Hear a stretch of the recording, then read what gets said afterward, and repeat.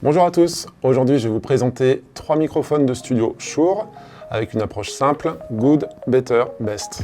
Mais avant ça, prenons une minute pour parler des deux grandes familles de microphones, à savoir les microphones dynamiques et les microphones statiques, appelés aussi les microphones à condensateur.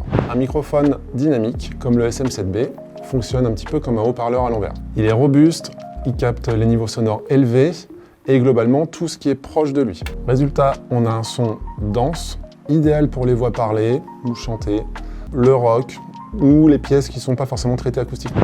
Un microphone statique comme le SM4 ou le KSM40C, ça va être un petit peu le choix privilégié quand on cherche beaucoup plus de fidélité, beaucoup plus de détails ou d'air dans le son. C'est souvent le choix privilégié quand on cherche précision et fidélité en studio. Petite chose importante, un microphone statique nécessite une alimentation 48 volts. Vous savez, cette fameuse alimentation fantôme. Autre chose très importante à noter pour les micros, ça va être leur réponse en fréquence. Donc la réponse en fréquence, on va dire que c'est une sorte de pré-égalisation du micro qui va permettre, en fonction de son type d'utilisation, de choisir tel ou tel micro. Par exemple, un microphone dynamique va avoir une réponse en fréquence optimisée, ce qui va nous permettre de capturer exactement ce que l'on cherche à avoir lors d'une prise. A l'inverse, on va avoir les microphones statiques qui, eux, vont avoir une réponse en fréquence relativement linéaire, ce qui va nous permettre de capturer la source de la manière la plus fidèle possible.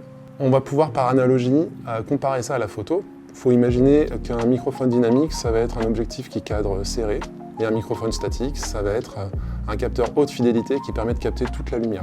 Donc là, on a le Shure SM4. C'est un microphone à condensateur à double membrane, 1 pouce, qui permet de capturer la source avec un son riche, clair et précis. Il est idéal pour les voix parlées, le chant, les instruments acoustiques et il a vraiment une signature sonore très moderne. Un détail qui est intéressant avec le SM4, c'est qu'il est immunisé aux interférences des téléphones portables.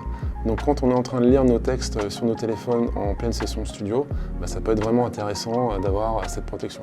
Le SM4, c'est un micro de studio simple, pas cher, fiable et qui permet de s'enregistrer chez soi. Voici maintenant un micro devenu légendaire, le SM7B. C'est un micro dynamique iconique qui est aussi à l'aise sur la voix parlée que chantée et qui est devenu vraiment incontournable sur tout ce qui est application de broadcast, de podcast, le gaming, le streaming. On l'a entendu sur des productions mythiques de Michael Jackson, des Red Hot Chili Peppers, ou alors sur d'innombrables productions de métal, de hip-hop ou de beatbox.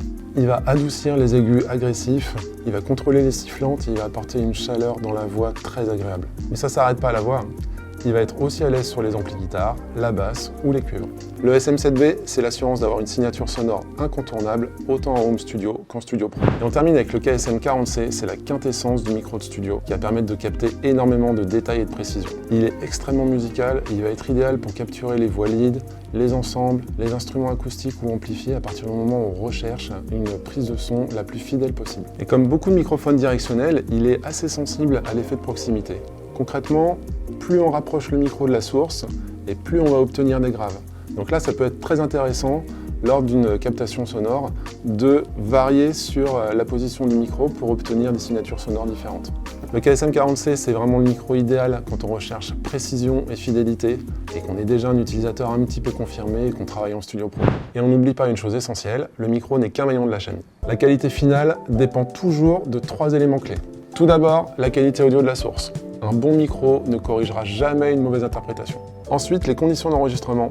Dans une pièce trop réverbérante, même avec un excellent micro, ça sera très compliqué d'enregistrer correctement une source. Et enfin, le budget. En fonction de l'utilisation, on choisira d'investir intelligemment sur l'ensemble de sa chaîne ou au contraire d'investir progressivement sur du matériel haut de gamme. Bonjour, vous êtes en train d'écouter le microphone SM4 de Shure. Bonjour, vous êtes en train d'écouter le microphone SM7B de Shure. Bonjour, vous êtes en train d'écouter le microphone KSM40C de Shure. Bonjour, vous êtes en train d'écouter le microphone SM4 de Shure. Bonjour, vous êtes en train d'écouter le microphone SM7B de Shure. Bonjour, vous êtes en train d'écouter le microphone KSM40C de Shure.